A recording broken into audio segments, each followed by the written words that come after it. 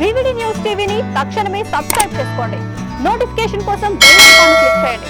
మరిన్ని అప్డేట్స్ కోసం ప్రతి ఒక్క కుటుంబానికి ఉచిత ప్రకటనలు వచ్చే విధంగా మీకోసం మీ ముందుకు వివిడి న్యూస్ టీవీని ఏపీ ఫైబర్ నందు 99వ ఛానల్ మరియు యూట్యూబ్ నందు వీక్షించెదరు.